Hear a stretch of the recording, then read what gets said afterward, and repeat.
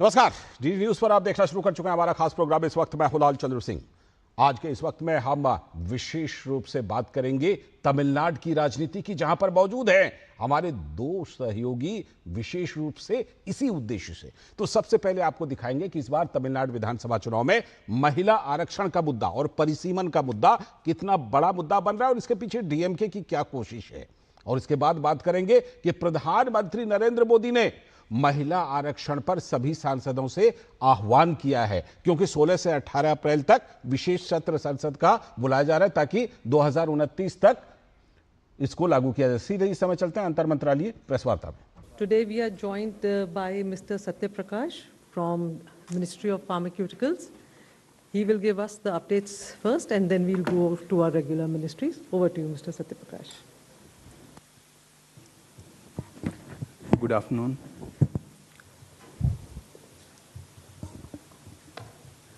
There is a clear recognition of the fact that various global supply chains of pharma inputs have disrupted on account of West Asia crisis. There is an issue related to supply of solvents and active pharmaceutical ingredients. However, there is no major increase in sales prices of drugs and pharmaceuticals.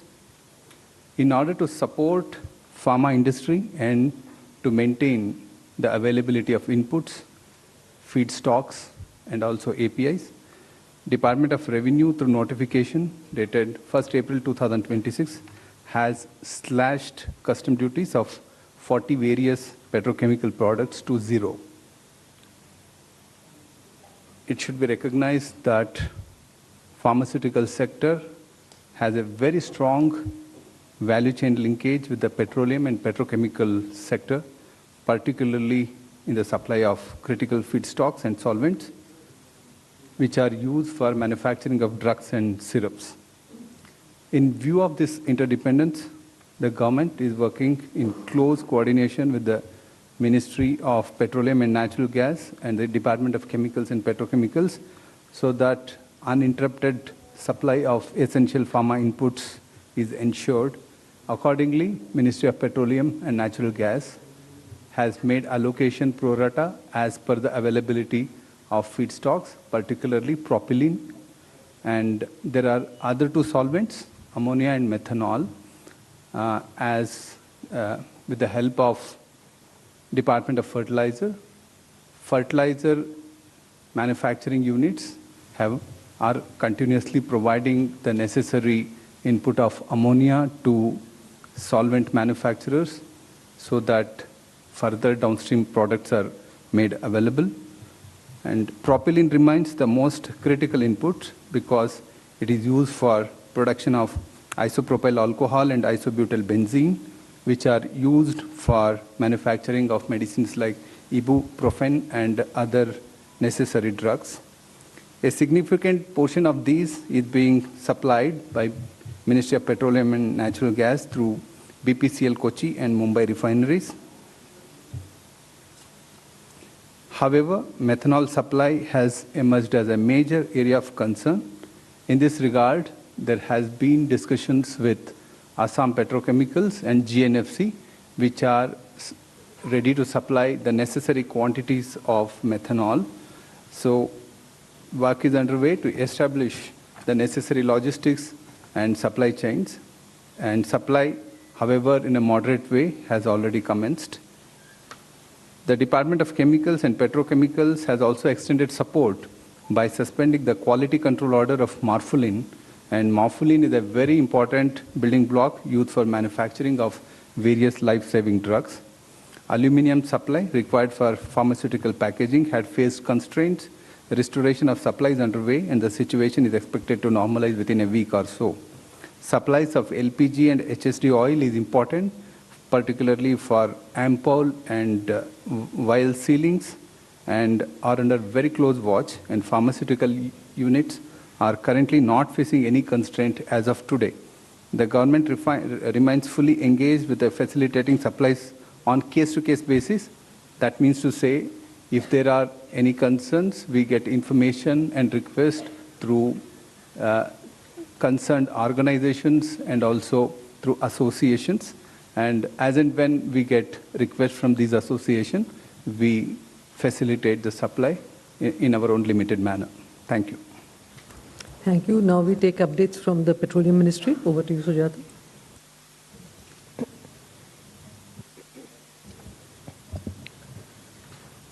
नमस्कार। जैसा कि आप जानते हैं कि LPG supply present geopolitical situation में affect हुई है और हमारे लगभग 60% ऑफ हमारा जो रिक्वायरमेंट है कंट्री का एलपीजी का वो इंपोर्ट से होता है। इसके चलते डोमेस्टिक कंज्यूमर को प्रायोरिटाइज किया गया और घरेलू यूज़ के लिए एलपीजी की सप्लाई 100% इंश्योर की गई है। हमारे किसी भी एलपीजी डिस्ट्रीब्यूटर पर कोई ड्राई आउट रिपोर्टेड नहीं है। कल एक दिन में 51 लाख से ज़्यादा घरों को एलपीजी सिलेंडर की सेल हुई है। हमारा ऑनलाइन बुकिंग 98% पर पहुंच गया है और ओटीपी बेस्ड एलपीजी डिलीवरी भी 92% है। कमर्शियल एलपीजी पर अफेक्ट है। जैसा कि आप जानते हैं कि कमर्शियल एलपीजी भी 70% तक रेस्टोर की गई है और जैसा कि अभी आपको बताया फार्मा और बाकी कुछ और सेक्टर्स के लिए भी जैसे food, polymer, agriculture, packaging, paint etcetera, इन सब के लिए भी बल्क नॉन डोमेस्टिक एलपीजी की सप्लाई को रेस्टोर किया गया है, सेक्टर वाइज लगभग 200 टन। इसके अलावा मैं आपको ये बताना चाहूँगी कि 14 मार्च से लगभग 1 लाख टन कमर्शियल एलपीजी की सेल हुई है। कल 6,700 टन कमर्शियल एलपीजी की सेल हुई। अगर इसको 19 किलो सिलेंडर के टर्म में देखें तो लगभग 3.5 लाख सिलेंडर्स होते हैं। 5 किलो के सिलेंडर स्टूडेंट्स के लिए और जो लेबर है उन लोगों को सपोर्ट करने के लिए या उनको सहूलियत देने के लिए 5 किलो की सिलेंडर का सप्लाई इंक्रीज़ किया जा चुका है और कल तक पिछले 6 दिन में, एक हफ्ते में 2000 से ज़्यादा हमारी ऑयल मार्केटिंग कंपनीज़ के द्वारा कैंप किए गए हैं, अवेयरनेस कैंप, और लगभग 20,000 सिलेंडर्स का सेल इन कैंप्स में हुआ है।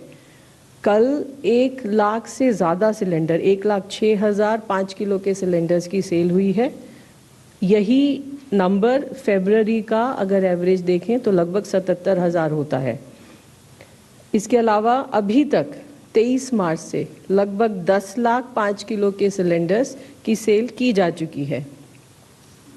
नेचुरल गैस मैंने आपको कल बताया था कि 90% तक सप्लाईज फर्टिलाइज़र प्लांट्स के लिए रिस्टोर करने की बात की गई थी।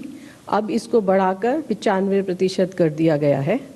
इसके अलावा सीजीडी कंपनीज़ को colleges, school, cold storage, food processing industry को 100% गैस सप्लाई करने की बात कही गई है। मार्च के महीने से लेकर अब तक लगभग 3,97,000 नए पीएनजी कनेक्शंस को गैस दी गई है।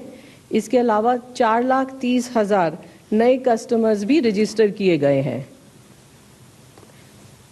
हमारा एक पोर्टल है, वेबसाइट है mypngd.in। इस वेबसाइट पर 18,000 से ज़्यादा कंज्यूमर्स ने अपने एलपीजी कनेक्शंस को सरेंडर किया है। रिटेल आउटलेट्स पर भी सप्लाई नॉर्मल है। और मैं आपको ये बताना चाहूँगी कि जो ऑयल मार्केटिंग कंपनीज़ के, public sector oil marketing companies के जो पंप हैं वहाँ पर ऑटो एलपीजी का जो सेल है वो नॉर्मल चल रहा है, लेकिन प्राइवेट ऑपरेटर्स को कुछ कंस्ट्रेन होने की वजह से हमारे पंप्स पर जो public sector oil marketing companies के पंप जो हैं वहाँ पर थोड़ी सी लाइन है। इसके अलावा मैं आपको ये बताना चाहूँगी कि हमारी क्रूड इन्वेंट्रीज एडिक्वेट है। हमारी रिफाइनरीज ऑप्टिमम कैपेसिटी पर काम कर रही हैं। कल जो हमारा एलपीजी प्रोडक्शन था वो लगभग 48,000 टन था हमारी रिफाइनरीज से। इसके अलावा C3 C4 मॉलिक्यूल्स का कुछ pool pharmaceutical, animal husbandry, department of chemicals and petrochemicals की रिक्वेस्ट पर कुछ एलोकेट किया गया है और लगभग इसकी क्वांटिटी है 800 टन पर डे। इस सभी के साथ मैं ये भी बताना चाहूँगी कि लगभग सभी स्टेट्स और यूनियन टेरिटरीज़ में कंट्रोल रूम सेटअप है, डिस्ट्रिक्ट मॉनिटरिंग कमेटी सेटअप है और वो लगातार स्थिति पर नज़र बनाए हुए हैं और बहुत सारे स्टेट्स के अंदर डेली ब्रीफिंग भी इशू हो रही है। कल लगभग 3,300 रेड की गई, जिसमें 600 से ज़्यादा सिलेंडर सीज किए गए। अभी तक लगभग 1,16,000 रेड्स की जा चुकी हैं। इसके अलावा ऑयल मार्केटिंग कंपनीज ने भी 1870 शो कॉज नोटिस दिए हैं एलपीजी डिस्ट्रीब्यूटर्स को और लगभग 53 एलपीजी डिस्ट्रीब्यूटर्स को सस्पेंड भी किया गया है। अंत में मैं सभी लोगों से ये प्रार्थना करना चाहूँगी कि सप्लाई सफिशिएंट है, इसलिए अफवाहों पर विश्वास न करें और ज़रूरत के अनुसार पेट्रोल, डीजल और एलपीजी खरीदें। Thank you. Thank you. Now we take updates from Shipping Ministry. Thank you. Ministry of Port, Shipping and Waterways, in coordination with Ministry of External Affairs, Cargo Ministries and Indian missions, is actively monitoring the situation. No incident involving Indian flagged vessels or Indian seafarers has been reported in the past 24 hours. The Indian flagged vessel LPG, that is LPG filled with LPG, Green Asha, that crossed the Strait of Hormuz on 5th of April 2026, has safely reached JNPA earlier today. The ministry's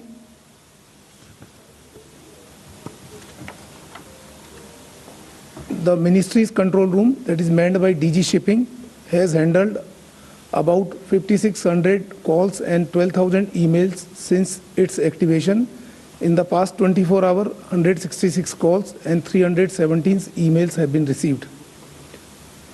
The ministry through DG Shipping has facilitated the safe repatriation of over 1,800 Indian seafarers so far, including 49 in the past 24 hours from various locations across the Gulf region.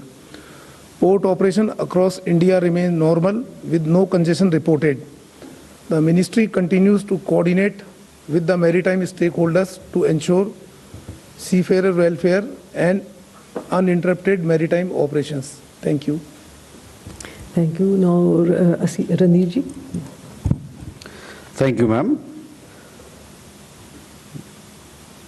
We are closely following the developments in West Asia. We continue to engage with countries in the region. As you would have seen our press release earlier yesterday, External Affairs Minister will pay an official visit to the United Arab Emirates from 11th to 12th April 2026. During the visit, he will meet the leadership of the UAE to review close cooperation and deepen the comprehensive strategic partnership between the two countries. We are also reaching out to other countries in the GCC region. Our Minister of Petroleum is also visiting the region. As you would have seen, he is paying an official visit to Qatar on 9th and 10th April 2026. Thank you very much. Asim ji. Good afternoon. We continue to monitor the developments in the Gulf and West Asia region. Our dedicated special control room in the ministry remains operational, and we continue to remain in regular touch with the state governments and union territories. Our efforts are focused on ensuring the safety, security and welfare of the Indian community in the region. Our missions and posts are operating round-the-clock helplines and proactively assisting our citizens. Updated advisories are being issued, including information related to local government guidelines, flight and travel situation and consular services. Our missions remain actively engaged with the Indian community associations, organizations, professional groups, Indian companies and other stakeholders. An update on the status of flights. Flights continue to operate from the region to India from countries where airspace is open. Since February 28th, around 815,000 passengers have travelled from the region to India. Airlines continue to operate limited non-scheduled commercial flights based on operational and safety considerations between UAE and India.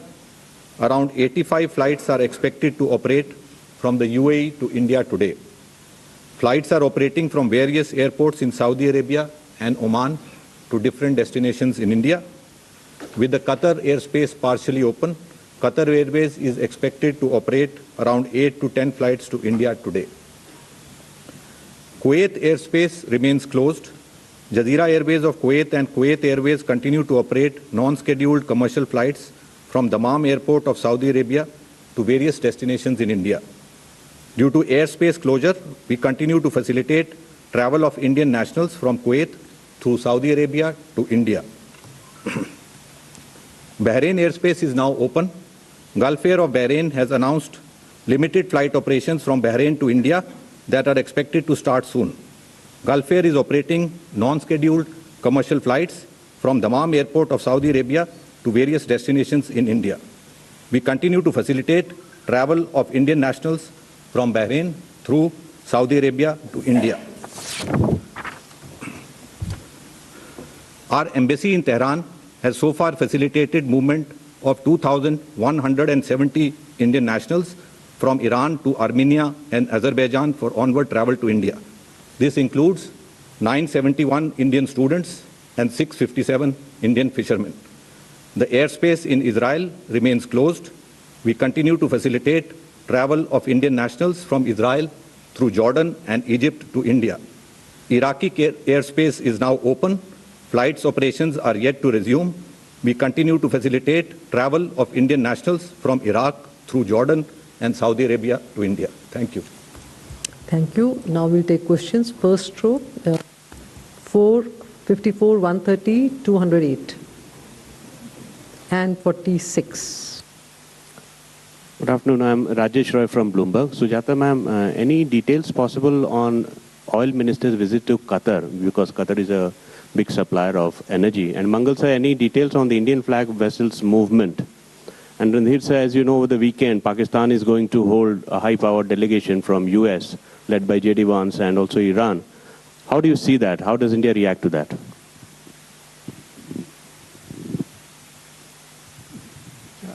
Hi, thanks. Amar Zaidi from PK. Partly asked by Rajesh, but again, what is on Mr. Puri's agenda for Qatar? Are we looking at resuming sourcing of LNG again from Qatar, because Qatar has been the largest supplier?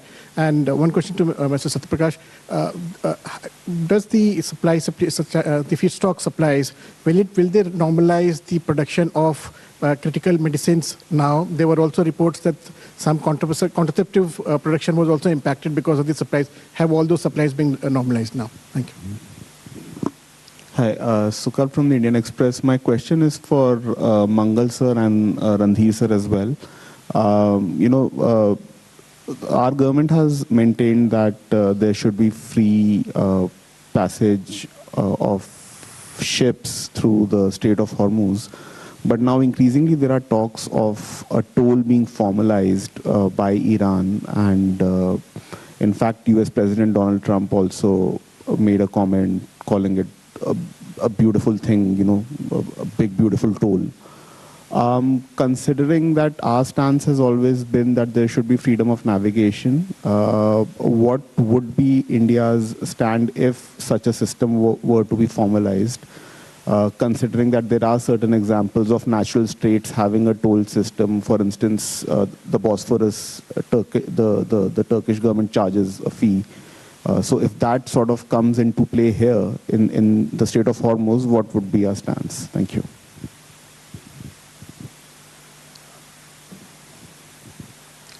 Hi, Twesh from Economic Times. Thank you for letting me ask a question. So yesterday, DG Shipping late night came out with a circular regarding some more advisories telling the ports that they should also pass on the concessions as early as possible, and telling the ships to make sure that they're not overcharging of saying that there's too much insurance premium being paid. Sir, can we get to know about any of the triggers that led to this more stricter advisory that was issued? Third row. Okay, we can move. Yes. 2 and 2 is 66 and 95. Hi. So Rituraj here from MENT. My question is for both for the Petroleum Ministry and Ministry of External Affairs. So Bangladesh Foreign Ministry yesterday met Hardeep Singh Puri, and he's sought further supplies of diesel and fertilizers. Can you give details in terms of what sort of supplies our neighboring countries have sought in terms of petroleum products, and have we actually sent further petroleum products amidst the past 1 month, or what is the way forward on this? नमस्कार sir, मेरा नाम अनुवेश रथ है। Hello, नमस्कार sir, मेरा नाम अनुवेश रथ है, मैं जी business से हूँ। मेरा एक सवाल रणधीर जायसवाल सर से है और एक मुकेश मंगल सर से। पहले पेट्रोल शिपिंग मिनिस्ट्री सर, अभी जिस तरीके से कल रात से दोबारा स्टांस चेंज हो गया, ईरान ने कहा है कि स्ट्रेट ऑफ हॉर्मुज़ को हम दोबारा ऑल्टरनेट रूट्स दे रहे हैं, माइन फील्ड्स उन्होंने बिछा रखी है। जो इंडिया को एक लीवे मिला हुआ था कि Indian flagship straight of Hormuz से जा सकती थी, क्या वो स्टेटस चेंज हो चुका है? अब क्या उसमें दोबारा टोटली उसको ब्लॉक कर दिया गया है कि इंडियन शिप का दोबारा वहाँ पे जाना किस तरीके का होगा, कि अब ये किस तरीके से आगे बढ़ेगा? और रणधीर सर, आपसे ये पूछना है, ईरान में आपने एक एडवाइजरी जारी की थी कि ईरान में जितने लोग हैं अगर वो हो सके तो भारत वापस आ जाएं या वहाँ से मूव आउट कर जाएं। अभी भी कितने इंडियंस हैं जो ईरान में फंसे हुए हैं या कॉन्फ्लिक्ट जोन में अभी भी हैं, और क्या एवैक्यूएशन या कुछ और प्लान्स हैं वहाँ पे इस वक्त? Good afternoon. This is Harsh Trivedi from Republic TV. My question is to Randhir sir. Sir, Pakistan's Defence Minister Khwaja Asif in the National Assembly of Pakistan has said that Pakistan Muslim world has two enemies, Hindustan and Israel. Now this comes just ahead of the high-profile political meeting that is scheduled between America and Iran. How do we see it? 96, and then we can give the mic to 45 also. Neeraj, Randhir sir से मेरा सवाल है। Randhir sir, अभी जो cease fire हुआ है उससे अगले 14 दिनों में भारत को तत्काल तौर पे क्या फायदे होने वाले हैं? अगले 14 दिन का जो सीज फायर है। एक और सवाल है कि जो एडवाइजरी भारतीय दूतावास ने ईरान में जारी किया है कि ईरान में जो भारतीय मौजूद हैं वो जल्द से जल्द ईरान छोड़ दें, इसके जारी करने की मंशा क्या है? कितने लोग फंसे हुए हैं वहाँ भारतीय, और आगे का क्या प्लान है उनके लिए? The last question, 45. Yeah, good afternoon. I'm Priyank from Times Now. My question is follow-up to what Anvesh has asked. Looking at, since it's a developing situation, things are changing and everyone has been changing their stand. How well prepared are we, and what are the hurdles which we can see for the few weeks to come? We can take on the last row, 252. I think that should be all. Yes, आपके पीछे. Good afternoon. I'm Abhimanyu Sharma from CNBC TV 18. Amidst reports that sanctioned Russian oil is also being sold and offered to Asian buyers, is India going to buy sanctioned oil from Russia and also from other countries? We can start with the answers. Sujata, we start with. माननीय petroleum मंत्री जी की Qatar यात्रा के बारे में मैं कहना चाहूँगी कि कृपया थोड़ा इंतज़ार करें। मंत्री जी के आने के बाद उनकी जो डिटेल्स हैं वो हम लोग साझा कर पाएंगे। Supplies to the neighbouring country, Bharat जैसे आप जानते हैं चौथा दुनिया का सबसे बड़ा रिफाइनर है, तो हम ना केवल अपनी ज़रूरत के लिए पेट्रोल डीजल अपनी रिफाइनरीज में बनाते हैं, हम एक्सपोर्ट भी करते हैं, लेकिन आज की स्थिति में डोमेस्टिक जो भी रिक्वायरमेंट्स हैं वो they are the top most priority for us. Bangladesh के संबंध में क्या बात हुई है, I am not privy to that. That's all for my side. Thank you. Satya Prakash ji. The issue of scarcity of drugs is extremely overstated for the simple reason that the monthly consumption of these three solvents are like propylene is 30,000 tons per month, ammonia is 15,000 tons per month, 12,000 tons per month, and methanol is 15,000 tons per month. Yes, we recognize that there is some scarcity of methanol. All these put together, just a half a ship load. So this allocation is being made by Ministry of Petroleum and Natural Gas, considering pharmaceutical is a very important and priority sector. So sufficient, there is enough feedstock to support production of life-saving drugs. Okay, we have one more hand, 11. Yes, you can say.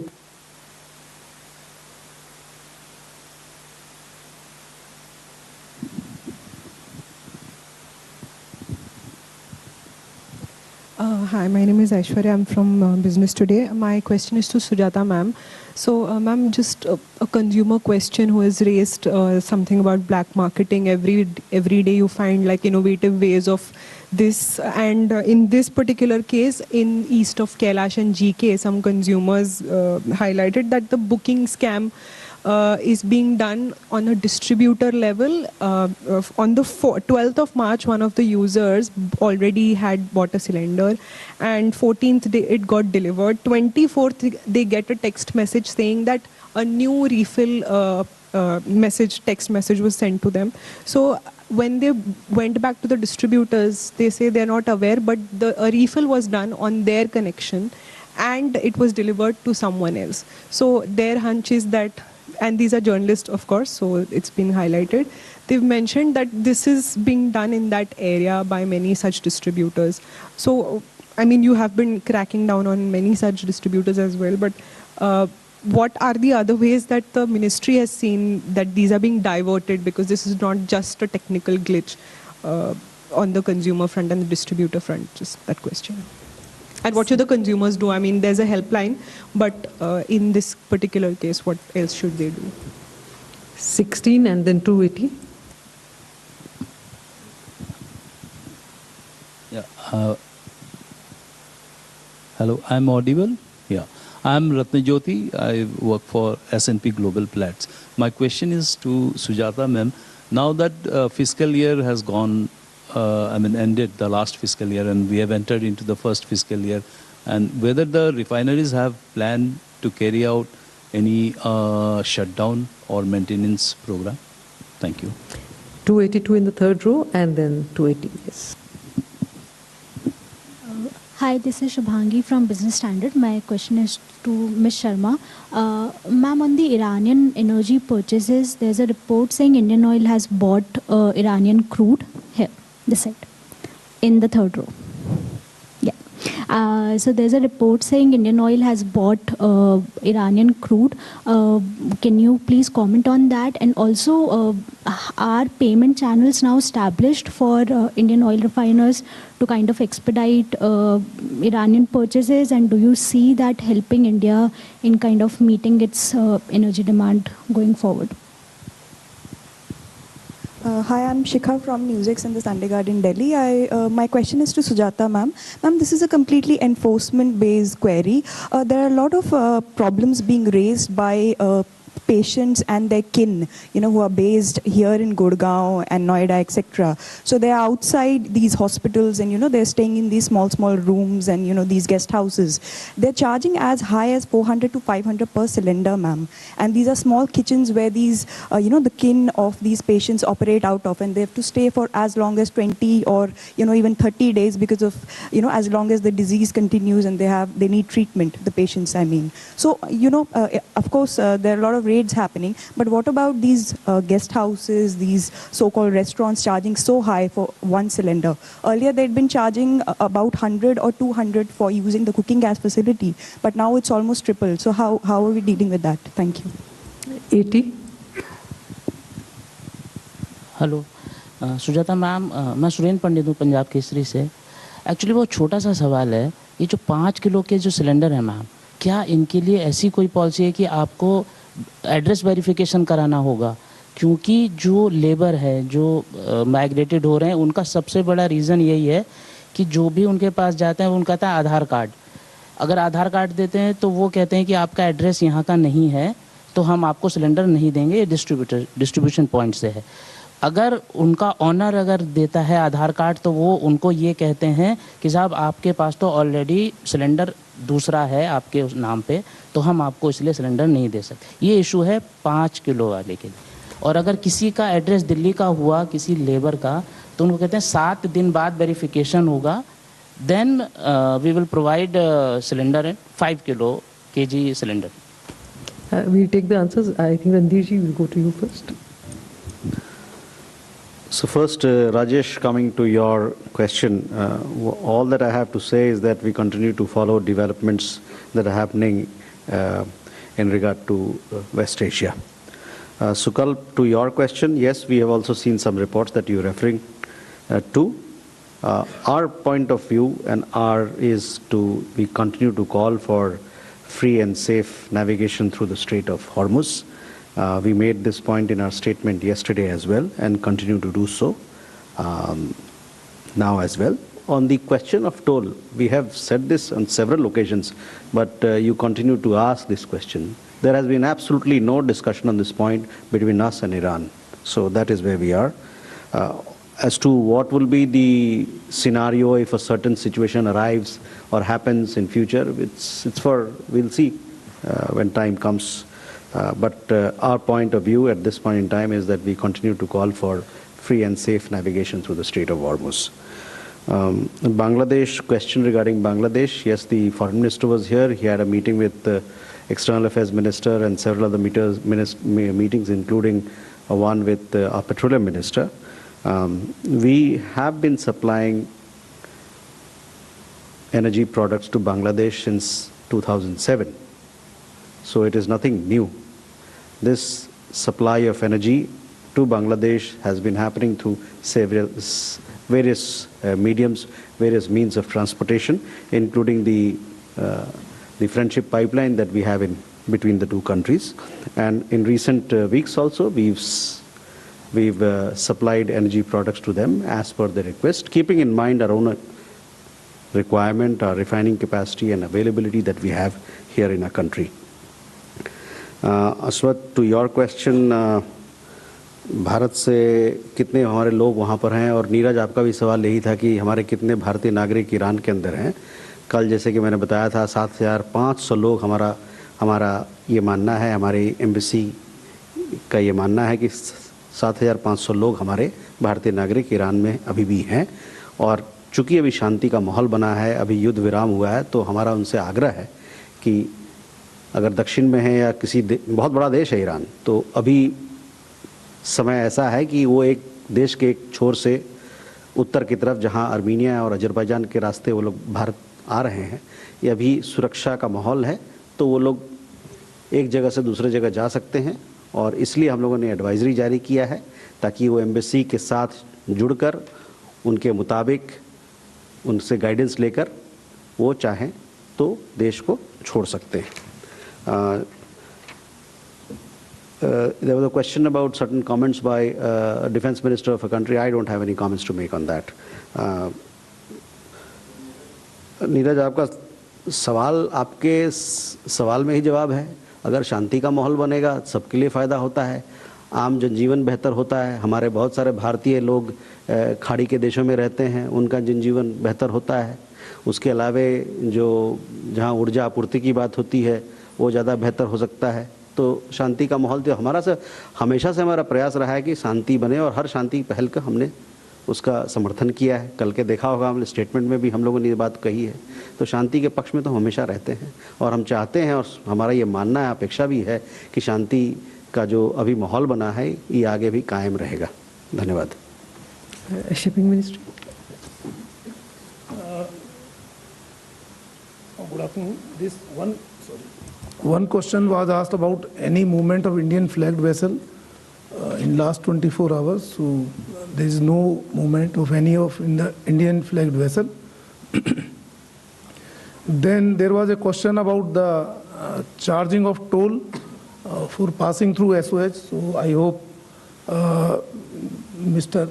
Randhir has already replied to this. There was another question, same new declaration of Iran about what will happen for passing through Strait of Hormuz. So again, that we will sort out in coordination with MEA and other agencies. And as regard to a question about the DG shipping circular which was issued last night, actually we were receiving some kind of complaints or information that terminal operators were charging, and then some concession which were granted by the port authorities particularly relating to detention charges, ground rent, reefer plug-in charges, and similar other charges were not being passed on immediately to the exporter, but they were, giving that on reimbursement basis. So this came to our notice, and we immediately asked DG Shipping to sort out this issue, and that's why this circular was issued to immediately pass on. It should be transparently. It should not happen that they will charge the exporter and then subsequently say after 1 month or 15 days they will reimburse that. So the relief should be immediate. That was the basic aim of the circular. There were some other issues also, like war risk premium. So the shipping lines, while deciding upon the charges, they should transparently say that what is the war risk premium that they have paid along with documentation, because during this wartime, war risk premium is imposed. Then other was about this documentation of additional charges for diversion and third port charges. So that also it was said that if you are charging this, that should accompany along with the proper documentation. So these were the main highlights of this circular. Thank you. Thank you, Sujat.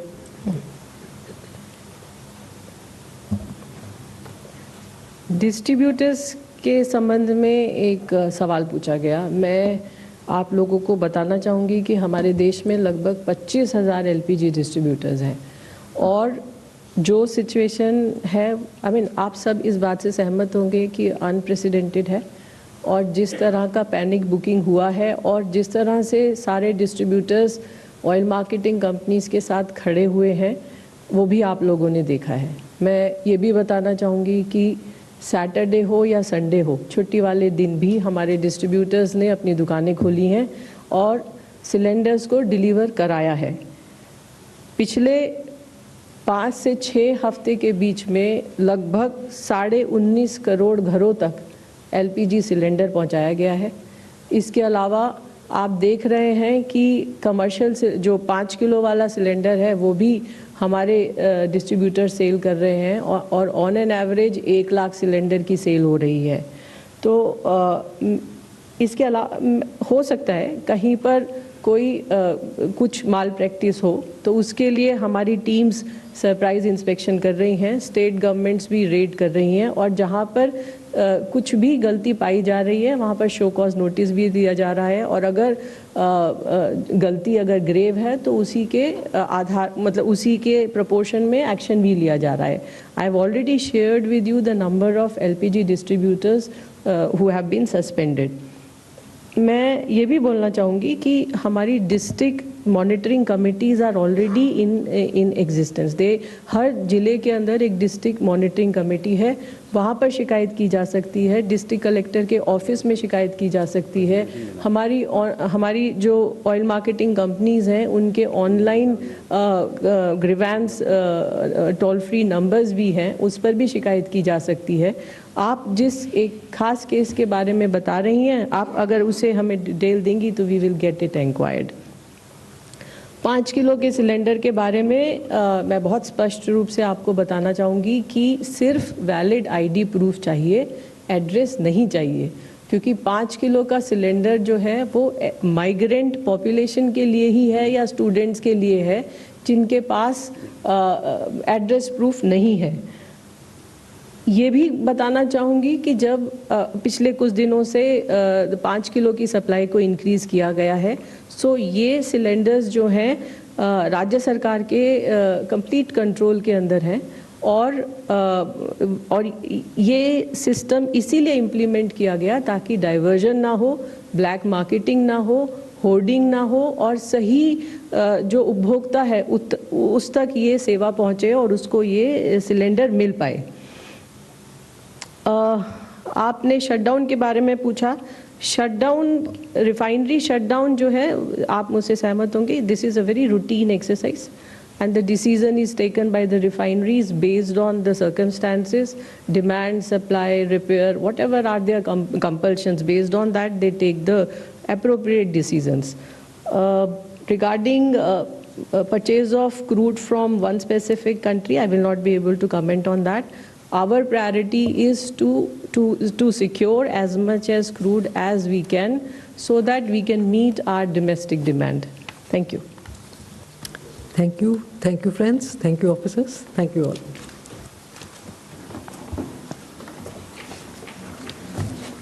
सीधा प्रसारण आप अंतर मंत्रालयीय press वार्ता का देख रहे थे, जिसमें कि पश्चिम एशिया में जो संकट है, हालांकि वहां पर अब सीज फायर हो चुका है, उसके बाद देश में जो आवश्यक सामानों की आपूर्ति है, तेल की, गैस की, इन सभी चीज़ों की आपूर्ति के बारे में इस प्रेस कॉन्फ्रेंस में जानकारी दे रही थे हमारे जो अधिकारी हैं, बड़े अधिकारी अंतर मंत्रालयीय प्रेस वार्ता में। और विशेष रूप से जो विदेश मंत्री एस जयशंकर हैं, वो 11 और 12 अप्रैल को यूएई जाने वाले हैं, इसकी भी जानकारी इसमें दी गई। साथ में जो संवाददाताओं के सवाल थे उसका भी जवाब दिया गया, जिसका आप सीधा प्रसारण देख रहे थे। अभी वक्त है एक ब्रेक का। ब्रेक के बाद जब लौटेंगे तो बात करेंगे आज के इस वक्त के एजेंडों की।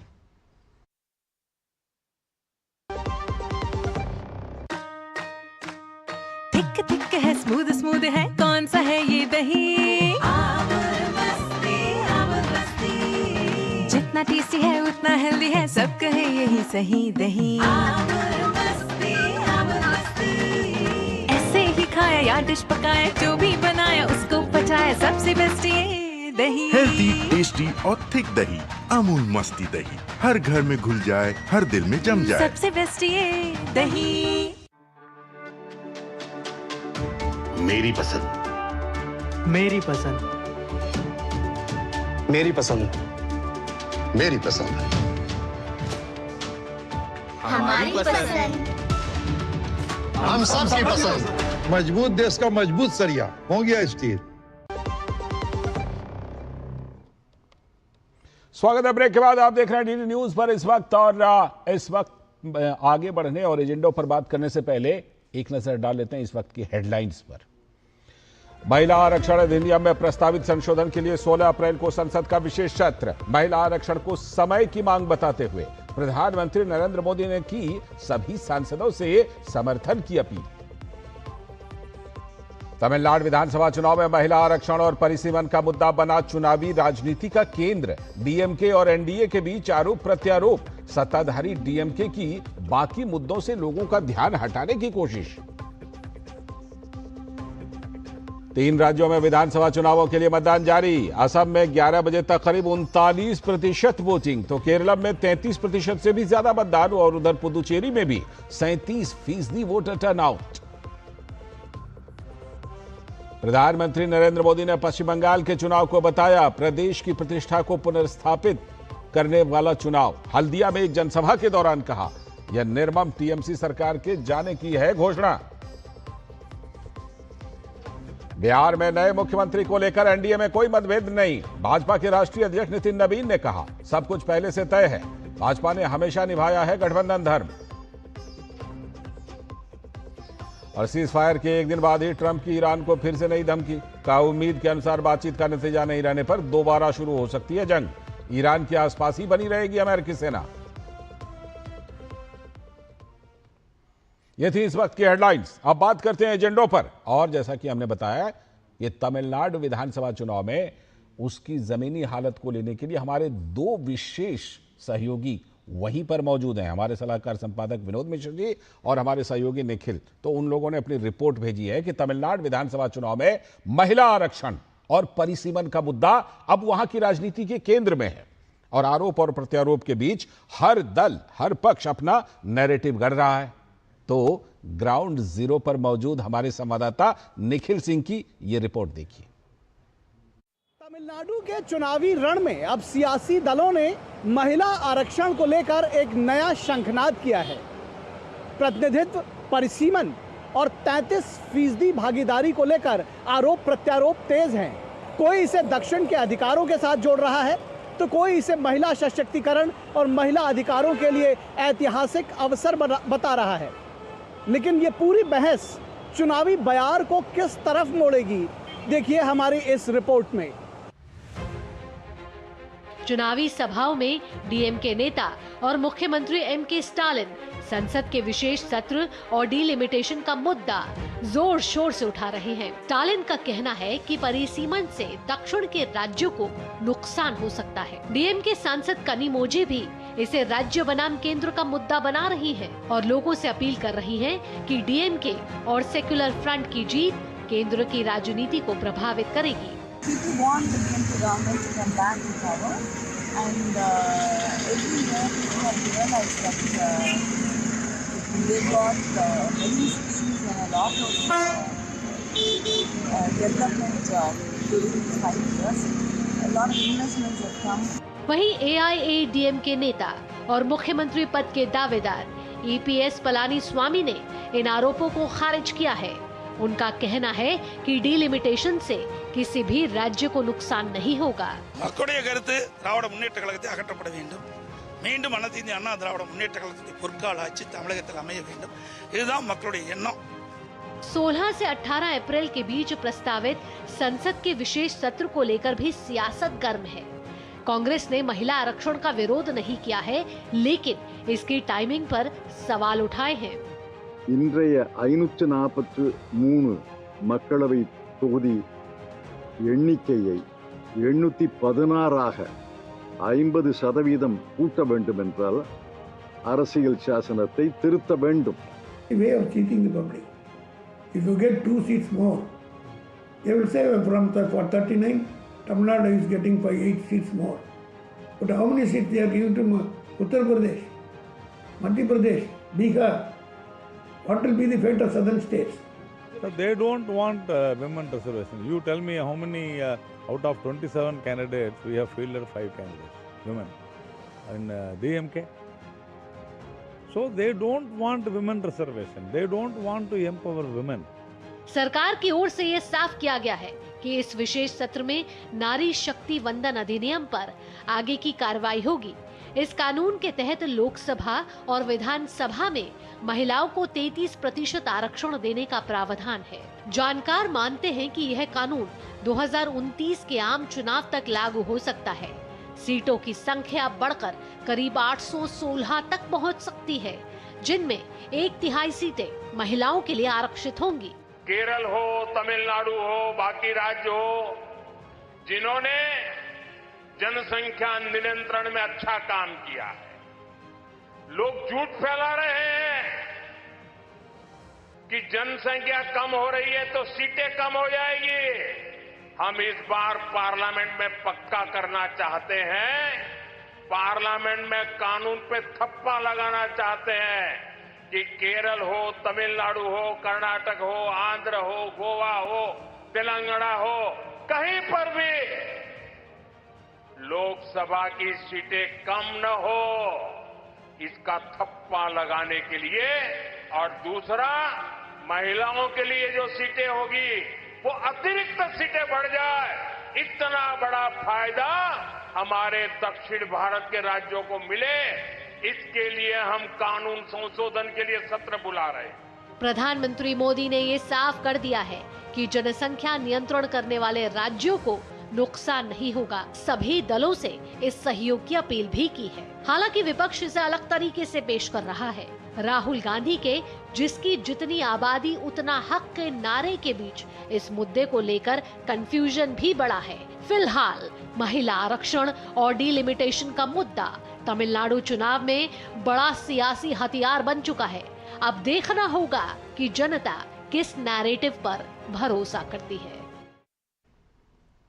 तो तमिलनाडु से आपने ये जमीनी रिपोर्ट देखी और इस रिपोर्ट के जरिए हमने ये समझने की कोशिश की कि महिला आरक्षण का मुद्दा, परिसीमन का मुद्दा, क्या वहां डीएमके जोर शोर से जो उठा रही है उसके पीछे ये मकसद है कि बाकी मुद्दों से लोगों का, मतदाताओं का ध्यान हटाया जाए। सीधे इस समय जुड़ते हैं वहीं पर मौजूद हमारे सलाहकार संपादक विनोद मिश्र जी से, जो चेन्नई से हमारे साथ सीधे जुड़ चुके हैं। विनोद जी, क्या समझा जाए इसके पीछे? क्योंकि देखिए, केंद्र सरकार की तरफ से, प्रधानमंत्री नरेंद्र मोदी की तरफ से बार बार यह साफ किया गया कि परिसीमन में कहीं से भी दक्षिणी राज्यों का कोई नुकसान नहीं होगा, अनुपात के आधार पर वहां पर सीटें बढ़ाई जाएंगी। उसके बावजूद डीएमके को इस मुद्दे को हवा देना, क्या इसके पीछे मकसद वही है कि जो नॉन परफॉर्मेंस का मुद्दा है, जो भ्रष्टाचार का मुद्दा है, उसे कहीं ना कहीं किनारे किया जाए इसके जरिए। लाल जी, मैं यहाँ तमिलनाडु में देख रहा हूँ, खास करके चेन्नई के इस पॉलिटिक्स में जब मैं समझने की कोशिश करता हूँ तो डीएमके का पूरा चुनावी अभियान सेंटर वर्सेस स्टेट का है। आपने देखा होगा कि मार्च के महीने में जब डीएमके के चीफ स्टालिन साहब मुख्यमंत्री ने जब अपनी कैंपेनिंग की शुरुआत की थी तो उन्होंने दिल्ली बनाम तमिलनाडु का मुद्दा बनाया था जी। तो जाहिर सी बात है कि जब वो तमिलनाडु बनाम दिल्ली का मुद्दा बनाते हैं तो आज कल जो उन्होंने अपना फेसबुक पोस्ट करते हुए अपने पार्टी के कार्यकर्ताओं को जो भी डिलिमिटेशन और महिला आरक्षण के बात को लेकर सेंटर को घेरने की कोशिश करते हैं तो उसके साथ साथ पूरे दक्षिण भारत का मुद्दा उठाते हैं। वो दक्षिण भारत का मुद्दा उठाते हैं, उसमें केरल भी है, कर्नाटक भी है, आंध्रा भी है, तेलंगाना भी है। जो उनका मानना है कि अगर ये संख्या के हिसाब से पार्लियामेंट में ये डिलिमिटेशन का ये बिल पास होता है और इसमें सबसे ज़्यादा नुकसान दक्षिण के राज्यों का होगा, जो संविधान के हिसाब से जो दक्षिण के राज्यों का एक फेडरल स्ट्रक्चर में उनकी हिस्सेदारी है उसको कहीं ना कहीं से उसके खिलाफ में एक साजिश है। तो अब सवाल ये उठता है कि ये पूरे जो भ्रम की सियासत है और इस भ्रम की सियासत को लेके सेंटर वर्सेस स्टेट को लेके जब अभी स्टालिन का पूरा चुनावी जो पूरा अभियान है वो केंद्रित है, तो सवाल है कि ये स्टेट का इलेक्शन सिर्फ सेंटर वर्सेस स्टेट पे लड़ा जाएगा या 5 साल के उनके स्टेट में भी कुछ किया गया है जी। तो अब जब आपने अभी प्राइम मिनिस्टर मोदी का ये बाइट आपने सुनाया था, साउंड बाइट, जो पिछले दिनों केरल विधानसभा चुनाव प्रचार में उन्होंने साफ किया था कि दक्षिण के किसी भी राज्यों को सिर्फ जनसंख्या उन्होंने कम किया है और उस पर अच्छा काम किया है तो उनके कारण उनको कोई नुकसान नहीं होने दिया जाएगा। इसका मतलब साफ है कि पार्लियामेंट में 16 तारीख से जो शुरू होने वाला ये स्पेशल सेशन है लाल जी, ये इस बात का जरूर ध्यान रखेगा कि जिन राज्यों में प्रोपोर्शनेट में जो आबादी नहीं बढ़ी है तो शायद उनको इस आबादी के तुलना में नहीं रखा जाएगा। उसके साथ में उनके लिए एक नया विकल्प, उसकी सीटें जितनी महिलाओं को रिजर्व किया जाएगा उतनी सीटें कम से कम बढ़ेगी। ये चर्चा तो कम से कम इसे डिबेट में होना है, लेकिन ये डिबेट से पहले जो भूमिका स्टालिन बना रहे हैं तो बीजेपी का ये आरोप सही है कि शायद उनके पास कोई कुछ कहने के लिए नहीं है। जो डिलिमिटेशन कमीशन एक संवैधानिक संस्था है और अगर वो अपना काम कर रहा है और स्टालिन उस पर सवाल उठा रहे हैं तो माना जाएगा कि उन्होंने भी एक संवैधानिक संस्थाओं के जो अपना काम है उस पर वो सवाल खड़ा कर रहे हैं। लाल जी बिल्कुल, हमारे संवाददाता निखिल वे जुड़ गए हैं जिसकी आपने रिपोर्ट देखी अभी, जिनकी विशेष रिपोर्ट वहां से। निखिल, जिस तरह से वहां पर मुद्दे उठा रहे हैं, देखिए मुद्दा जब डीएमके इसको उठा रहा है तो जाहिर सी बात है कि जवाब एआईएडीएमके की अगुवाई वाला एनडीए भी दे रहा है। एनडीए इस मुद्दे पर किस तरह से डीएमके को जवाब दे रही है वहां पर तमिलनाडु में? क्या एनडीए जो प्रधानमंत्री नरेंद्र मोदी ने बातें कही हैं कि किसी भी तरह से तमिलनाडु समेत किसी दक्षिणी राज्य को कोई नुकसान नहीं होगा, उनका काउंटर मोटे तौर पर यही है? बिल्कुल यही काउंटर है और ये काउंटर कोई पहली बार ऐसा नहीं आया है, ये बार बार कहा जा रहा है। उन्होंने ये साफ तौर पर बताया और उसको उदाहरण देकर समझाने की कोशिश की कि अगर तमिलनाडु में 39 सीटें हैं और एक सीट क्योंकि वो बार बार यूपी से जो कंपेयर करते हैं, अगर एक सीट पौंडीचेरी की भी जोड़ ली जाए तो 40 सीटें लोकसभा की हो जाती हैं। अगर इसमें 33% के हिसाब से बढ़ाया जाएगा तो ये बढ़कर 60 हो जाएंगी। उत्तर प्रदेश में 80 सीटें हैं, ये बढ़कर 120 हो जाएंगी। आज 40 का 2 गुना 80 बनता है, तब 60 का 2 गुना जो है वो 120 बनेगा। तो प्रोपोर्शन में कहीं कोई अंतर नहीं होने जा रहा है। जनसंख्या को कम करने के लिए जिन राज्यों ने काम किया है उनके एफर्ट्स किसी भी तरह से उनको दरकिनार नहीं किया जाएगा और वो इस लिहाज से नहीं होगा। और उसके बाद फिर जो बढ़ी हुई सीटें हैं उनमें महिला आरक्षण दिया जाएगा। ये बात बिल्कुल बार बार साफ तौर पर कही जा रही है। और शुरू में अगर आपको याद होगा तो जब ये मामला सामने आया था तो डीएमके की तरफ से भी ये कहा गया था कि हाँ, महिलाओं को आरक्षण मिलना चाहिए। लेकिन आज की डेट में ये जो एक के बाद एक दरअसल मुद्दे ढूंढे जा रहे हैं, और चाहे वो सनातन विरोध का मुद्दा हो, चाहे वो भाषा का मुद्दा हो, चाहे वो विमेन एम्पावरमेंट से जुड़ा हुआ ये वाला मुद्दा हो, डिलिमिटेशन का, ये सारे मुद्दों पर बार बार बात करके कहीं ना कहीं मैं फिर उसी बात पर आता हूं कि विकास की बात करने के लिए, दूसरी जो चीज़ें हैं योजनाओं पर बात करने के लिए, फाइनेंशियल मिसमैनेजमेंट पर बात करने के लिए, ये चीज़ें फिर आप कहीं ना कहीं लोगों के पास बहुत दूसरी डिबेट्स चालू कर देते हैं और कई बार लोग उसमें उलझ कर भी रह जाते हैं। उनको लगता है कि ये हमारे राज्य से जुड़ा हुआ मुद्दा है। दूसरा एक मुद्दा उन्होंने शुरू भी कर दिया जिसको वो बार बार कहते हैं कि दिल्ली बनाम तमिलनाडु या केंद्र बनाम राज्य, जबकि अगर देखा जाए तो केंद्र बनाम राज्य जैसी चीज अगर होती, क्योंकि एनडीए के लोग तो बार बार इस बात को दावा कर रहे हैं कि 3 गुना कम से कम फाइनेंशियल एड्स या जो असिस्टेंस राज्य सरकार की राज्यों को दी जाती है वो एनडीए के शासनकाल में यूपीए की तुलना में ज्यादा दी गई हैं। यूपीए के शासनकाल में वो 10 वर्ष 2004 से 2014 के बीच में करीब 1.5 लाख करोड़ रुपए की मदद दी गई थी और यूपीए में 2014 से 2024 तक ये 5 लाख करोड़ है। रेलवे की योजनाएं 7 गुना ज्यादा असिस्टेंस मिला है। इसी तरह से जो दूसरी तमाम जो एक फहरिस्त है उसमें बताती है कि केंद्र सरकार लगातार इनको असिस्ट करती रही है और लगातार जो योजनाएं हैं वो इनको मिलती रही हैं। बावजूद उस पर अगर आप प्रश्न चिन्ह उठा रहे हैं तो ये शायद राजनीति से प्रेरित लगता है। आपकी रिपोर्ट से जुड़े हुए कुछ डेटा हम देख रहे थे और टेलीविजन स्क्रीन पर दिखा भी रहे थे। बाकी मुद्दों से तो ध्यान डाइवर्ट कर ही रही है स्टालिन सरकार, लेकिन जो डेटा बता रहा है महिलाओं के प्रति तमिलनाडु में अपराध वगैरह का डेटा, वो भी दिखा रहा है कि महिलाओं के असली मुद्दे से भी स्टालिन सरकार ध्यान भटकाने की कोशिश कर रही है क्या?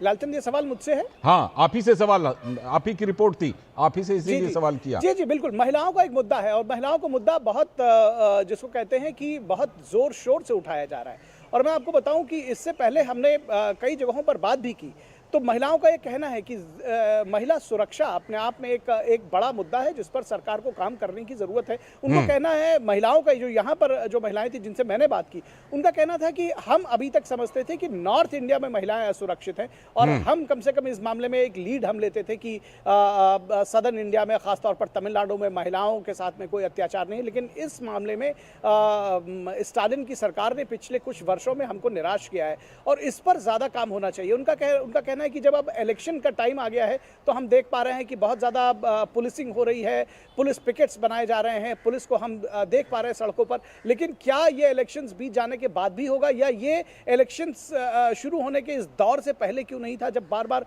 महिलाएं इसको लेकर के कह रही थी? तो ये सेंटिमेंट्स तो निश्चित तौर पर राज्य में हावी हैं और चुनाव में किस करवट बैठेंगे ये कह पाना बहुत मुश्किल होता है, क्योंकि आपको पता है लालचंद की जो चुनाव है वो तो बहुत सारे फैक्टर्स के साथ गवर्न होते हैं।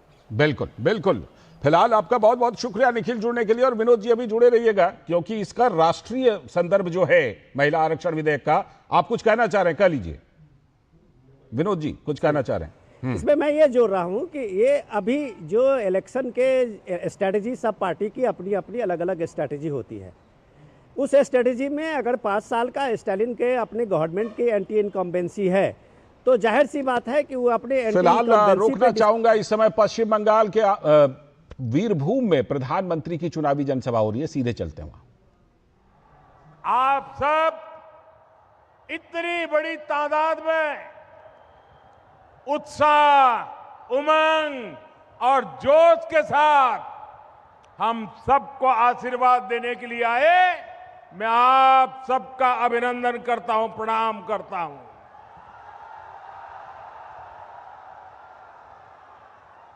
हमारा ये वीरभूम बाउल संगीत की भूमि है और आज यहां एक ही संगीत, एक ही धुन गूंज रही है,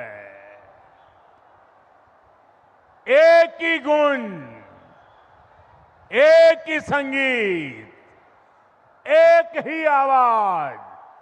पाल्टानो दोरकार, पाल्टानो दोरकार, पाल्टानो दोरकार। साथियों, गुरुदेव रविंद्रनाथ टैगोर ऐसा समाज देखना चाहते थे जहां हर कोई भय से मुक्त हो, लेकिन टीएमसी के महाजंगल राज ने एकदम उल्टा कर दिया। ये मां माटी और मानुष की बात करते थे, लेकिन मां आज रो रही है।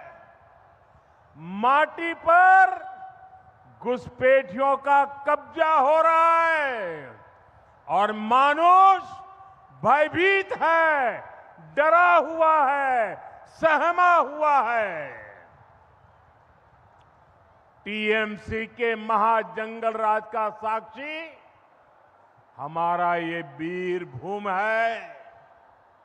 साथियों, बोगतुई में जो कुछ हुआ वो सिर्फ एक घटना नहीं थी, वो मानवता के माथे पर कलंक था। निर्दोष महिलाओं और बच्चों को जिंदा जला दिया गया।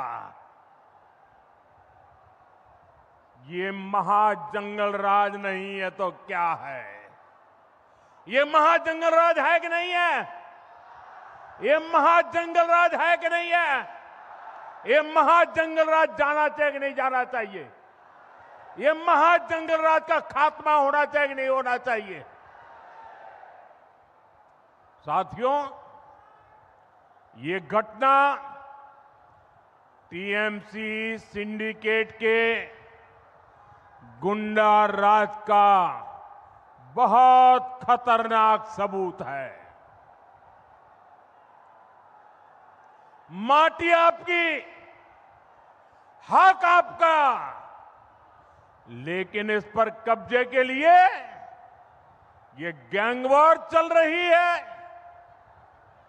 बालू, पत्थर और कोयला, ये जो लूट चल रही है, ये टीएमसी के बड़े बड़े नेताओं,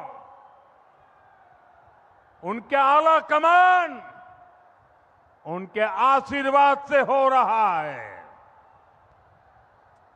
साथियों, बंगाल की माटी पर घुसपैठियों का कब्जा बहुत ही खतरनाक स्तर पर पहुंच रहा है। टीएमसी का सिंडिकेट घुसपैठियों को फर्जी सरकारी डॉक्यूमेंट दिलवा रहा है। पड़ोस से घुसपैठिए अंदर आते हैं, यहां पंचायत हो, अन्य सरकारी दफ्तर हो, वहां डरा धमका कर गलत काम कराए जा रहे हैं। फर्जी डॉक्यूमेंट बनाने का एक काला खेल बंगाल की देश की सुरक्षा के लिए बहुत बड़ा खतरा है। इसलिए आज मैं बंगाल के लोगों से एक वायदा करता हूं, बंगाल में बीजेपी सरकार बनते ही घुसपैठ के मददगार लोगों के खिलाफ एक विशेष जांच बिठाई जाएगी।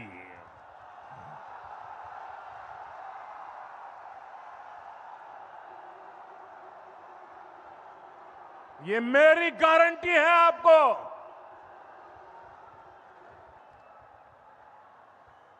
घुसपैठियों के हर मददगार को, चाहे वो कितना ही ताकतवर क्यों न हो, उसकी पहचान की जाएगी।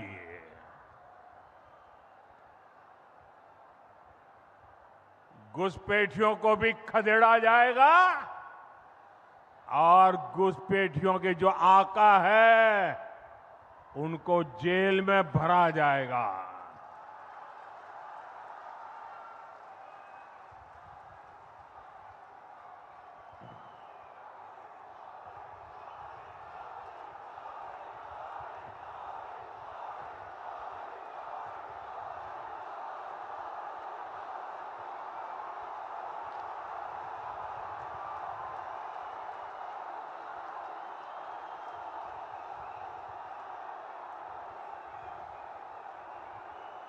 साथियों, सरकारी योजना हो,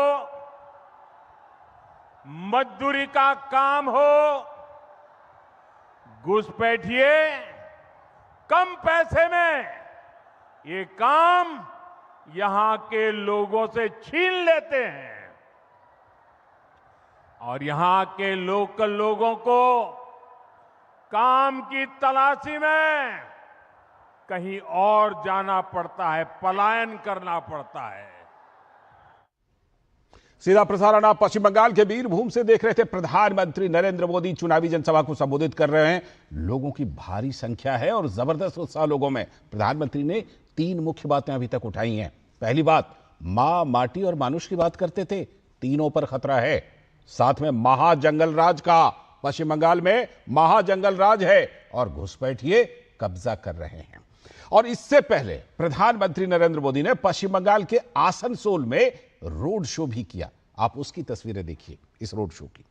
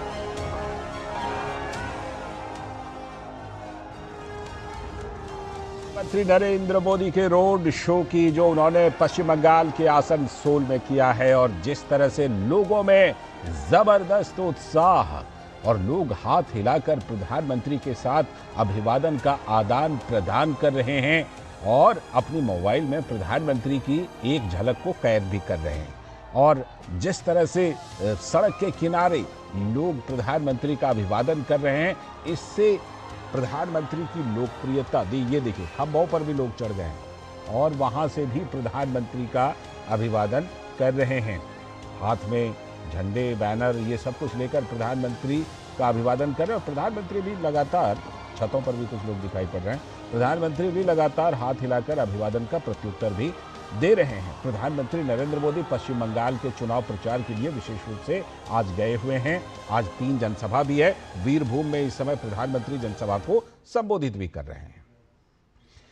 और फिलहाल इस वक्त में ब्रेक है, वक्त आ गया एक ब्रेक का और ब्रेक के बाद जब लौटेंगे तो बात करेंगे कि प्रधानमंत्री नरेंद्र मोदी ने एक वीडियो संदेश और एक आर्टिकल, एक ब्लॉग के जरिए जो महिला आरक्षण का मुद्दा उस पर क्या कुछ कहा है, क्या अपील की है। वक्त है ब्रेक का। जब धरती चीर कर निकलता है लोहे का पत्थर और मिलता है मोंगिया के जोश से, फिर तपता है, पिघलता है और बनता है फौलाद। अब होता है सरिया सारी खूबियों के साथ। मोंगिया स्टील, मजबूत देश का मजबूत सरिया।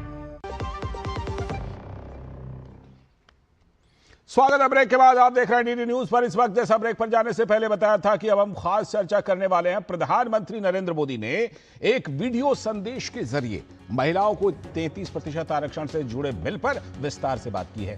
पीएम ने कहा कि हमें विकसित भारत में नारी शक्ति को उनके पूर्ण सामर्थ्य का उपयोग करना है और इसके लिए जरूरी है कि 2029 के लोकसभा चुनाव में 33% आरक्षण मिले और इसीलिए इस महीने की 16 से 18 अप्रैल तक संसद का विशेष सत्र भी बुलाया जा रहा है। पीएम मोदी ने सभी सांसदों से इस कदम का समर्थन करने के लिए एकजुट होने का आग्रह किया। संशोधन के बाद लोकसभा सीटों की संख्या बढ़कर 816 हो जाएगी, जिनमें से 273 सीट महिलाओं के लिए आरक्षित होंगी।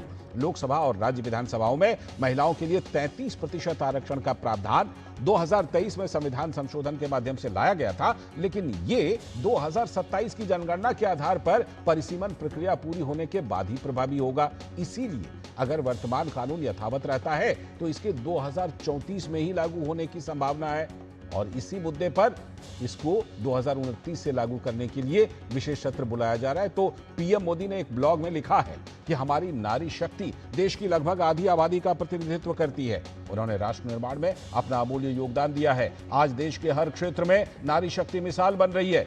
लेकिन विपक्ष और विशेष रूप से कांग्रेस पार्टी ने 16 अप्रैल से बुलाए जा रहे संसद के इस विशेष सत्र की टाइमिंग को लेकर सवाल उठाया, मुद्दा बनाया। पार्टी के वरिष्ठ नेता पी चिदंबरम ने कहा कि सांसदों को बोलने के लिए इसमें कम समय मिल पाएगा। अब बड़ा सवाल यह भी है कि आधी आबादी के हक में परिसीमन का विपक्ष क्यों कर रहा है ऐसा विरोध। पहले कांग्रेस ने 29 अप्रैल को के बाद इस विधेयक को लाने के लिए कहा और सर्वदलीय बैठक बुलाने की मांग भी की। दक्षिण के कुछ राज्य और विशेषकर तमिलनाडु में डीएमके भी परिसीमन और सीटों की संख्या को लेकर महिलाओं के आरक्षण के सवाल पर विरोध कर रही है। इसमें डीएमके और सीएम स्टालिन की कोशिश ये भी है कि इस मामले समेत बाकी मुद्दों पर भी केंद्र सरकार के साथ टकराया जाए और लोगों का ध्यान बाकी मुद्दों से हटाया जाए। तो पीएम ने जो आर्टिकल लिखी है, वीडियो संदेश दिया, इस पर संसदीय कार्य मंत्री किरेन रिजिजू का कहना है कि विपक्ष की कई पार्टियां साथ हैं, लेकिन कांग्रेस क्या चाहती है ये तो समझ से बाहर है। कांग्रेस तो सामने में नहीं आ रहा है। बाकी कई ऑपोजिशन पार्टी ने भी सराहना किया है सरकार का एफर्ट से। ये वुमेन रिजर्वेशन बिल जो आ रहे हैं ये तो किसी एक पार्टी का विषय नहीं है, ये पूरा पॉलिटिकल पार्टीज और देश का विषय है। नारी शक्ति, वुमेन एम्पावरमेंट, ये तो सबका लक्ष्य होना चाहिए। इसमें राजनीति नहीं करना चाहिए। महिलाओं को जो अधिकार मिलना है इसमें क्या राजनीति करना है, इसमें तो सब एकजुट होकर के पारित करना चाहिए। वहीं एनडीए के सहयोगी जेडीयू नेता संजय झा ने कहा कि यह फैसला ऐतिहासिक है। मेरे ख्याल से बहुत ही हिस्टोरिकल मोमेंट है। देश के इतिहास में 2-4 जो हिस्टोरिकल मोमेंट, ऐतिहासिक पल जो है उसमें ये पल होगा जब 1/3 रिजर्वेशन पार्लियामेंट में और विधानसभा में महिलाओं को दिया जाएगा। और हमारे नेता नीतीश कुमार जी शुरू से इसके पक्षधर रहे हैं। लेकिन कांग्रेस विरोध कर रही है। पार्टी के नेता जयराम रमेश ने कहा कि सरकार इस मामले में मनमानी कर रही है। पक्ष की मांग एक होकर जो मांग की थी सारी विपक्ष पार्टियों ने कि 29 अप्रैल के बाद ऑल पार्टी मीटिंग बुलाइए और अगली रणनीति जो होनी है हम तय करेंगे, मिलकर तय करेंगे, वो नहीं स्वीकारा गया और सरकार जबरदस्ती मनमर्जी एक तरफा उन्होंने ये निर्णय लिया। वहीं सपा प्रमुख अखिलेश यादव ने कहा कि आरक्षण आज की जनसंख्या हिसाब से देना चाहिए।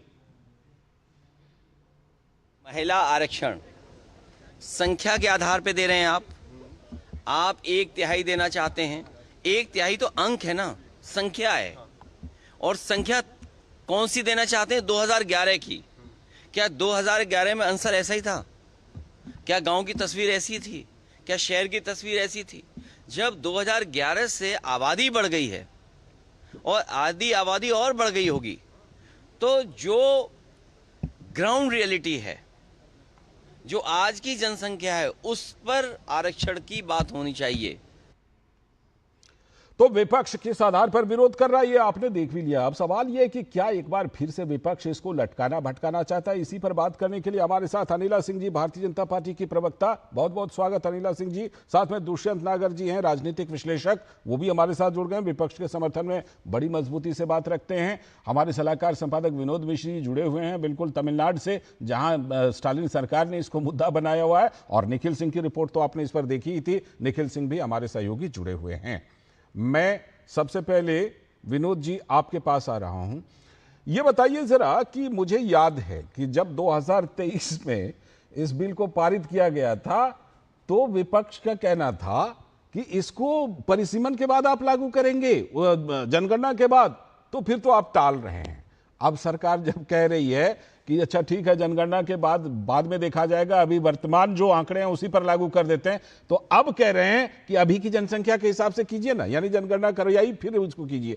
पहले कई दशक तक विनोद जी इसको टाला गया, इस बिल को, अब फिर से वही कोशिश है क्या?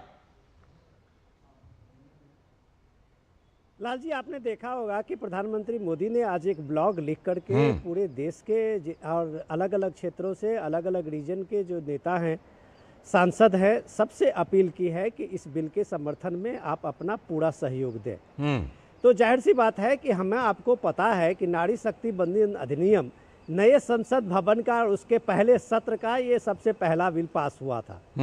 तो संसद के पहले सत्र में नारी शक्ति बंधन अधिनियम पास हुआ था, तो जाहिर सी बात है कि उसके टाइमिंग को लेके बात थी कि अब कब से इसका लागू होगा। तो प्राइम मिनिस्टर मोदी ने कहा कि 2029 का जो ये पार्लियामेंट का इलेक्शन होगा कमिंग, तो उस इलेक्शन में कम से कम महिलाओं को, आधी आबादी को, उनके रिप्रेजेंटेशन को उसमें दिखनी चाहिए जी। ये 21वीं सदी का भारत है और 21वीं सदी के भारत में अगर महिलाएं हर क्षेत्र में अपनी अपनी अपनी भूमिका और एक मजबूती से अपना पक्ष दिखा रही है, तो कम से कम जो विधायी कार्य है और विधायी संरचना है उसमें महिलाओं का रिप्रेजेंटेशन दिखे जी। लेकिन 2029 के सवाल में जब ये जनसंख्या और सेंसस की बात करते हैं तो डिलिमिटेशन का जो है वो सही में उसका फिर 34 चला जाएगा। तो ये बात है कि अगर इस संविधान संशोधन में ये जो 2011 के सेंसस के आधार पे अगर ये सीटें तय होती है, तो डेफिनेटली 2029 के में लोकसभा में इनमें महिलाओं की भागीदारी बनेगी और इसके बिल के पास होने के बाद आने वाले असेंबली के चुनाव जितने भी स्टेट में होंगे उसमें जो 33% महिलाओं का आरक्षण है वो आरक्षण उनको मौका मिलेगा कि महिलाएं अपनी उसमें मौजूदगी दिखा सकते हैं। निखिल, आप तो वहां के तमिलनाडु के जमीनी हालात का जायजा ले रहे हैं। प्रधानमंत्री ने जो ब्लॉग लिखा है, प्रधानमंत्री ने वीडियो संदेश दिया है, तमिलनाडु में इसका असर, तमिलनाडु की महिलाओं पर असर किस तरह का है? बिल्कुल, मैं आपका बहुत समय कम लेकर, क्योंकि मैं जानता हूं आपका पैनल लंबा है, वक्त कम है, लेकिन मैं बहुत थोड़े में अपनी बात रखना चाह रहा हूं कि महिलाओं से यहाँ पर हमने जब से ये इशू उठा है उसके बाद से कैटेगोरिकली महिलाएं तो वो तो सीधे तौर पर चाह रही हैं कि उनकी भागीदारी होनी चाहिए। जब वो हवाई जहाज उड़ा सकती हैं, जब वो सेना में भाग ले सकती हैं, जब वो खेलों में जा सकती हैं, तो जो सबसे बड़ी पंचायत है उसमें भी उनकी हिस्सेदारी होनी चाहिए कम वोट में। और उनका ये भी कहना है कि चाहे वो विधानसभाओं की बात हो, संसद की बात हो, और जल्दी से जल्दी होनी चाहिए 2029 की। मैंने बहुत सारी कॉलेज गोइंग लड़कियों से बात की और जो कामकाजी महिलाएं उनसे भी बात की। उनका कहना है कि भाई राजनीति को हम नहीं समझते, लेकिन हम इतना चाहते हैं कि ये जो अभी जो पॉलिटिक्स लोग कर रहे हैं हम इसमें नहीं पढ़ना चाह रहे हैं, लेकिन हम ये चाह रहे हैं कि 2029 का जब लोकसभा का चुनाव हो तो हमारे पास 33% आरक्षण होना चाहिए। कुल मिलाकर ये बात है। जी, सीधे दुष्यंत नागर जी से जुड़ते हैं। दुष्यंत नागर जी, आप जानते हैं इस पर क्या क्या संसद में हुआ है, मैं क्या बताऊं, मतलब कितनी ज्यादा संसद के अंदर भी फाइटिंग, लड़ाई वगैरह हुई थी, कई दशक टला, उसके बाद चलिए ये कानून आया। अब जबकि इस कानून को मूर्त रूप पहनाने की बारी आई है तो क्यों विरोध? और उसमें भी विरोध ये कि 2023 में जो बात कह रहे थे उससे बिल्कुल उलट बात अभी कह रहे हैं। जी बिल्कुल, कोई विरोध नहीं है। विरोध सिर्फ इस बात का है कि भारतीय जनता पार्टी ने कोई काम तो जनता के लिए किया नहीं है। अब चुनाव के बीच में 2 दिन का सेशन बुला के अपनी वाहवाही करके जनता के से चुनावी लाभ लेना चाहती है। देखिए, ये बिल तो कांग्रेस का बिल था, श्रीमती सोनिया गांधी जी का ये सपना था। यूपीए सरकार ने इसको राज्यसभा में पास किया। यूपीए समेत अन्य जो भी विपक्ष के दल है उन्होंने अभी भी इसका 2023 में समर्थन किया। और हम तो चाहते थे कि 2023 से ही लागू हो, लेकिन बीजेपी को तो हर चीज में राजनीति करनी है। तो राजनीति करने के लिए संसद के मंच का इस्तेमाल करना मैं समझता हूं उचित नहीं है। और अब जब सेंसस शुरू हो गई है तो नए आंकड़े आने दीजिए। नए आंकड़े आएंगे, नए आंकड़ों तो फिर 29 में लागू नहीं हो पाएगा ना सर? 14-15 साल में सर, वन लाइन 29 में फिर लागू नहीं हो पाएगा ना जी? 29 में फिर लागू करना मुश्किल हो जाएगा ना, नहीं हो पाएगा लागू 29 में। लेकिन सेंसस तो शुरू हो गया है। ठीक, तो सेंसस हो ही रहा है, तो नए आंकड़े आ जाए, उसके आधार पर परिसीमन होगा, उसी आधार पे आप इसको लागू कर दीजिएगा। तो इसमें मैं समझता हूं कि कोई टल जाएगा ना इससे। अनिला सिंह जी, मैडम इस बात का जवाब ये कह रहे हैं कि देखिए ये राजनीति कर रहे हैं, क्या चुनावी कार्यक्रम के बीच में जो ये सत्र बुलाया जा रहा है इसके पीछे राजनीति है, ये आरोप मोटे तौर पर विपक्ष का प्रमुख रूप से। हालांकि अखिलेश जी अलग बात कर रहे हैं। अखिलेश जी कह रहे हैं कि वर्तमान जनसंख्या के हिसाब से होना चाहिए, यानी और टलेगी ये बात। मेरी सभी को राम राम। राम राम। और एक भारतीय नारी होने की वजह से मैं कहना चाहूंगी कि राष्ट्र के जो प्रधानमंत्री जी ने ये निर्णय किया है कि अप्रैल में 16 से 18 अप्रैल में जो एक स्पेशल सेशन चलाकर और इस पर पूरी चर्चा होगी और ये ठप्पा लगाया जाएगा कि 2011 के सेंसस के अनुसार जो है यहाँ पर रिप्रेजेंटेशन ऑफ वुमेन बढ़ा दिया जाए। तो मुझे ये समझ में नहीं आता है कि दशकों जिन राजनीतिक दलों ने इसको अटकाया, लटकाया, झटकाया, काल कोठरी में बंद कर दिया था। ठीक है, अभी इन्होंने, नागर साहब ने कहा कि यूपीए सरकार ने इसको राज्यसभा से पास कराया तो लोकसभा से भी करा देते। क्यों इसको काल कोठरी में किस चीज की जेल दे दी थी? किस चीज की जेल दे दी थी इस बिल को? ये तो आदरणीय नरेंद्र मोदी जी हैं कि से निकाल के दिन की रोशनी दिखाई, महिलाओं के लिए एक मजबूत कदम उठाया। ये जो ऐतिहासिक भूल थी उसका सुधार किया और ये मजबूत राजनीतिक इच्छा शक्ति के द्वारा ही हो सकता था। दुष्यंत नागर जी जैसे नेता ही कर सकते हैं। दुष्यंत नागर जी, 3 तरह की बातें सुनाई पड़ती हैं, इसीलिए मैं कह रहा हूं कि फिर से लटकाने भटकाने की तो कोशिश नहीं है। देखिए 3 तरह की बातें अभी आ गई। चिदम्बरम जी कह रहे हैं बोलने का मौका कब मिलेगा। ठीक, कांग्रेस पार्टी ने जो चिट्ठी लिखी उसमें कहा चुनाव के बीच में क्यों लेकर आए हैं।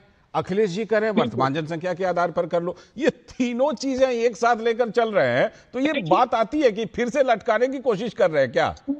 ये तीनों बातें बिल्कुल ठीक हैं और तीनों बातें एक लाइन पे।